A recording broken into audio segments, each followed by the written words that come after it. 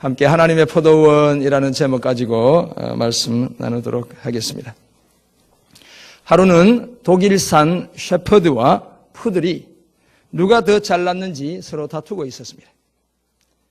셰퍼드는 당연히 자신이 더 크고 더 힘도 세다고 주장했습니다. 반면에 푸들은 비록 몸은 작지만 자신이 더 똑똑하다고 우겼습니다. 말로는 판가름이 나지 않자 셰퍼드가 푸들에게 그렇다면 누가 더 빨리 집 안으로, 집 밖에서 들어가는지 시합을 한번 해서 우열을 가리자고 했습니다. 푸들도 동의했고 먼저 셰퍼드가 나섰습니다. 뒷다리로 고추 서더니 입으로 손잡이를 물고는 온 힘을 다해 문을 열려고 했습니다. 그러나 문은 좀처럼 열리지 않았습니다. 그래서 이번에는 앞발까지 사용해서 3분가량이나 씨름하며 손잡이를 돌렸더니 겨우 문이 삐걱하며 열리는 것이었습니다. 이번에는 푸들 차례였습니다. 푸들은 다른 문으로 다가서더니 뒷발로 고추 서서는 앞발로 마구 문을 긁어대는 것이었습니다. 문을 긁는 소리를 들은 주인이 몇 초 지나지 않아 문 쪽으로 오더니 곧바로 문을 열어주었습니다. 누가 이겼습니까? 누가 더 지혜롭습니까? 푸들이 훨씬 더 지혜로운 것이죠. 사랑하는 성도 여러분, 불행하게도 우리 중에는 많은 사람들이 셰퍼드처럼 내가 열심히 해야 하나님께서 축복의 문을 열어준다라고 생각합니다.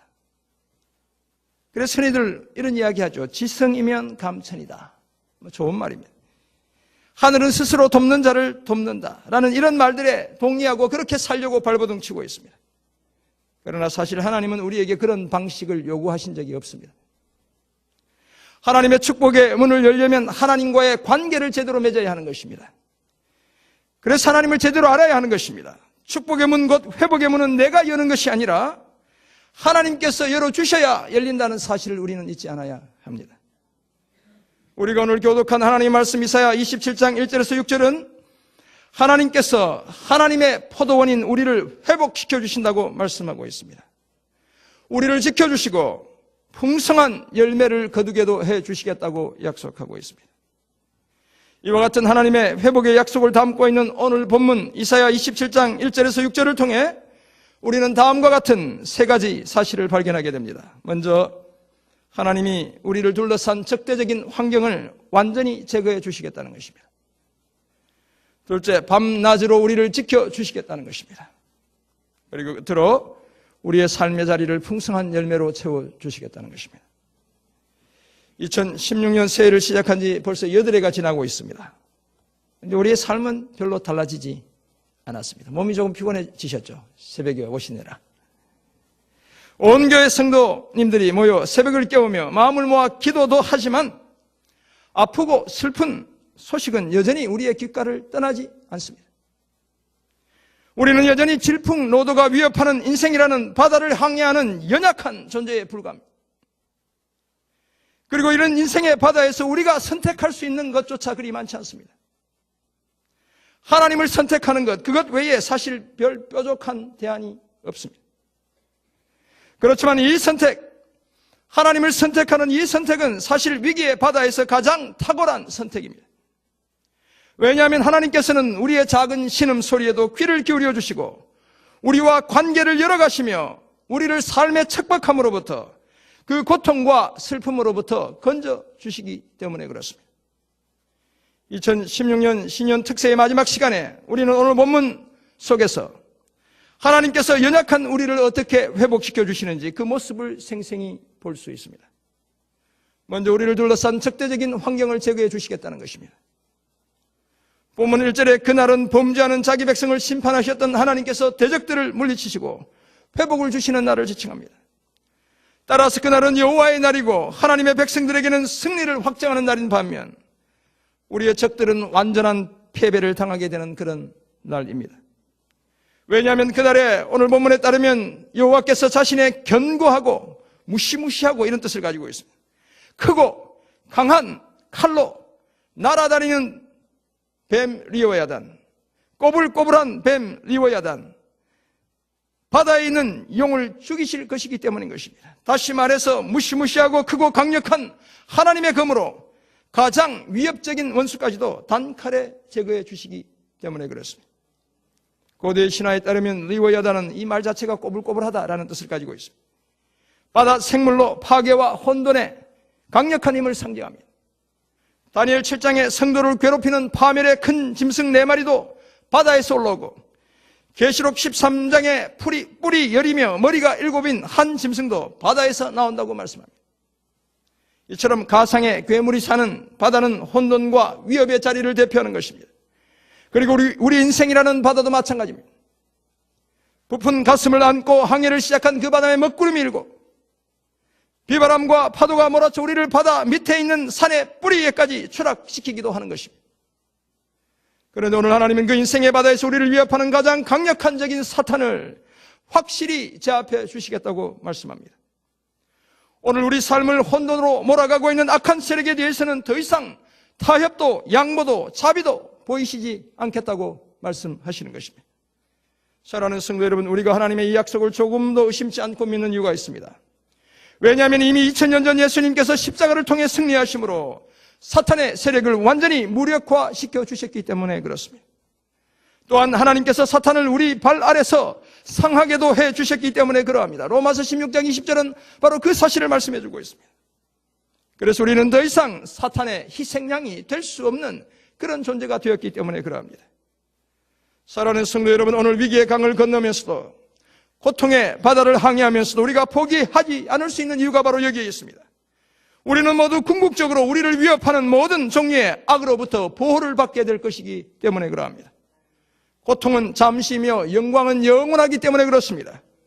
2016년 한 해 동안 이 확신 가지고 담대하게 믿음의 길을 달려가는 저와 여러분 모두가 되기를 간절히 소원합니다. 오늘 본문 속에서 발견하는 하나님께서 주시는 회복의 두 번째 모습은 밤낮으로 우리를 지켜주신다는 것입니다. 본문 2절에 따르면 우리는 그 심판과 구원의 날에 아름다운 포도원에 관한 노래를 부르게 될 것입니다. 여기서 포도원은 하나님의 백성들로 이루어진 공동체와 그들이 살아가는 삶의 터전을 가리킵니다. 또한 아름다운 포도원이라는 말은 기쁨의 포도원 또는 열매가 풍성한 포도원이라는 뜻을 가지고 있습니다. 풍성한 결실을 가져다주는 그 포도원 때문에 흥겨운 노래가 저절로 우리 입에서 나오게 된다는 것입니다. 그런 삶을 살게 된다는 것입니다. 그리고 3절을 보면 그 포도원을 지켜주시는 분이 바로 하나님입니다. 그렇다면 하나님께서 친히 포도원 지기가 되어주시겠다는 것입니다. 때로는 물을 주며 밤낮으로 간수하여 밤낮으로 지켜주셔서 아무든지 그 포도원을 해치지 못하게 해주시겠다고 말씀합니다. 하나님께서 직접 우리의 공급자요 보호자가 되어주시겠다는 것입니다. 그리고 이제는 더 이상 하나님의 포도원에 대해 곧 자기 백성들에 대해 노여움을 품지 않으시겠다고 말씀합니다. 만약 포도원을 망치는 찔레와 가시가 포도원 지기가 되시는 하나님을 감히 대적한다면 그것들을 발로 밟고 한데 모아 불살라 버리실 것입니다.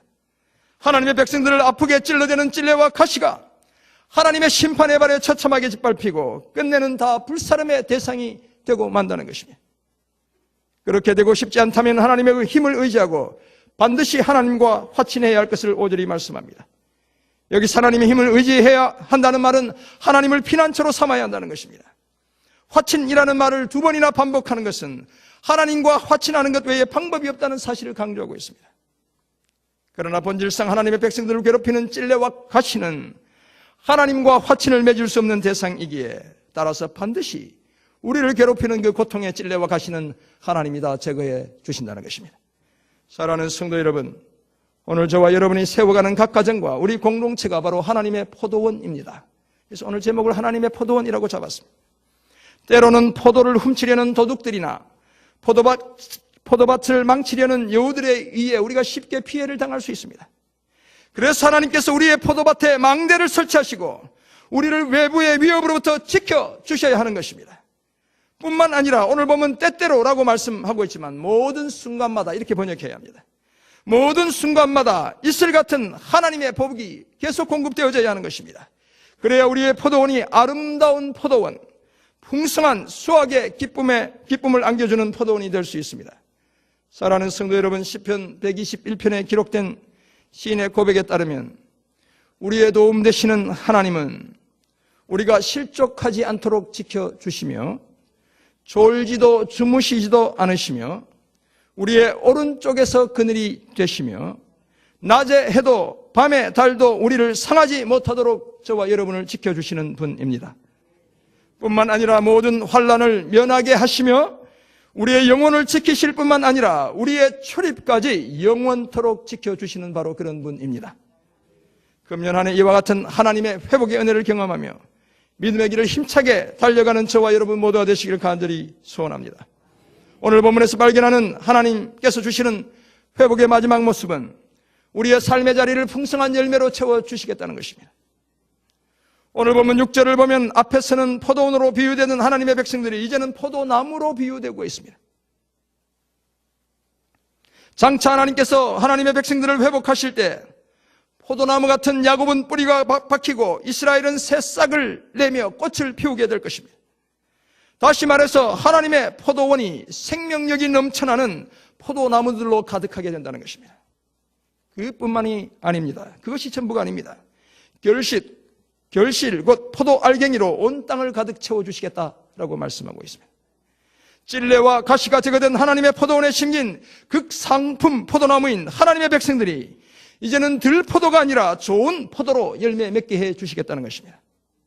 또 다른 의미로는 하나님의 포도원인 그 땅이 아름다운 하나님의 사람들로 가득 차고 넘치게 해주시겠다는 것입니다.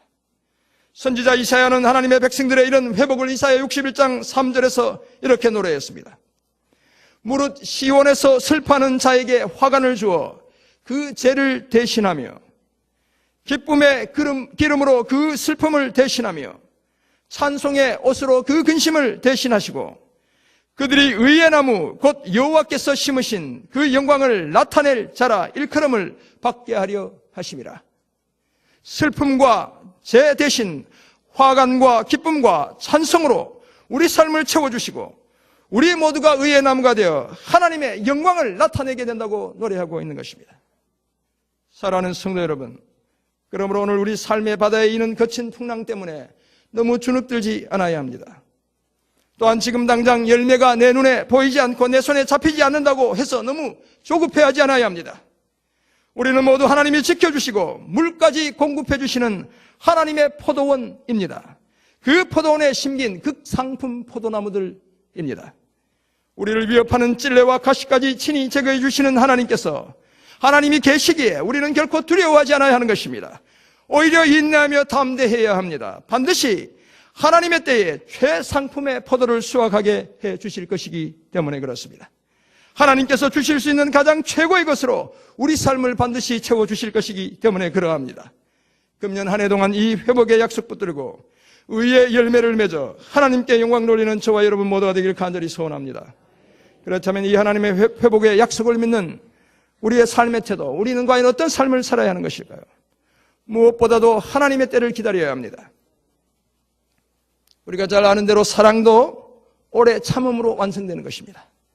그리고 이 오래 참음은 또한 성령의 열매라고 갈라디아 5장 22절에서 말씀하고 있습니다. 소위 하나님을 믿는다고 말하는 우리도 대부분 우리의 시간표대로 하나님께서 그렇게 움직여 주시길 기대합니다. 그렇지 않을 때 조바심을 내고 안절부절 못하며 의심의 안개 속으로 빠져들곤 하는 것입니다. 그래서 하나님께서 계획하신 더 좋은 것, 더 아름다운 것, 더 선한 것을 종종 놓치며 살아가기도 하는 것입니다. 그렇지만 이제는 하나님의 때를 기다리는 인내를 보여야 합니다. 왜냐하면 하나님의 계획에는 결코 착오도 실패도 없기 때문에 그렇습니다. 또한 하나님은 반드시 자신이 하신 약속을 이루어 주시는 분이시기 때문에 그렇습니다. 신학적으로 이것을 하나님의 단순성이라고 이야기합니다. 하나님은 심플하신 분이시기 때문에 그렇다는 것입니다. 더구나 하나님께서는 선하셔서 언제나 우리 삶의 가장 좋은 것을 가장 적합한 때에 이루어 주시기 때문에 그렇습니다.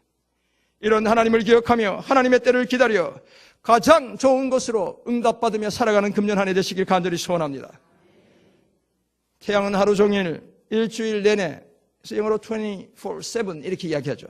하루 종일 일주일 내내 1년 12달 멈추지 않고 빛을 환하게 비추고 있습니다. 그런데 문제는 우리가 살아가는 지구가 수시로 어두워진다는 것입니다. 빛은 항상 있는데 왜 지구는 어두워지는 것입니까? 우리가 다 과학 시간에 다 배웠어요. 지구가 스스로 돌고 있기 때문에, 지구의 자전 때문이라는 것을 우리는 알고 있습니다. 그래서 태양을 마주하는 지역은 빛이 들고 태양을 등지는 지역은 어둠이 덮이게 되는 것입니다. 사랑하는 성도 여러분, 마찬가지로 저와 여러분의 삶에 어둠이 깃들어 있다면 그것은 영원한 빛의 아버지 되시는 하나님 때문이 아닙니다. 스스로 돌고 있는 저와 여러분 자신 때문인 것입니다. 빛의 아버지이신 하나님 안에는 전혀 회전하는 그림자도 없습니다. 당연히 어둠도 존재하지 않습니다. 왜냐하면 빛이신 하나님께서는 신실하시고 한결같으신 분이시기 때문에 그러합니다. 사랑하는 성도 여러분, 그렇다면 이제 자꾸만 맴도는 우리의 태도를 바꿔야 합니다. 저와 여러분이 빛 대신 하나님을 마주 보며 서야 합니다. 그래야 우리와 하나님과의 친밀한 관계가 회복될 것입니다. 꺼지지 않는 하나님의 은혜의 빛이 우리 삶을 가득 비추게 될 것입니다. 하나님의 포도원 되시는 사랑하는 성도 여러분, 2016년 한 해 동안 적대적인 환경을 제거해 주시고 밤낮으로 우리를 지켜주시며 풍성한 열매로 채워주시는 그 하나님을 경험하는 저와 여러분 모두가 되길 간절히 소원합니다. 그런 하나님의 때를 인내 속에서 기다리며 하나님의 은혜의 빛이 하나님의 포도원인 우리 가정에, 우리 교회에 가득 비치는 복된 삶을 살아가는 저와 여러분 되시길 주님의 이름으로 축원합니다. 아멘. 같이 기도하겠습니다.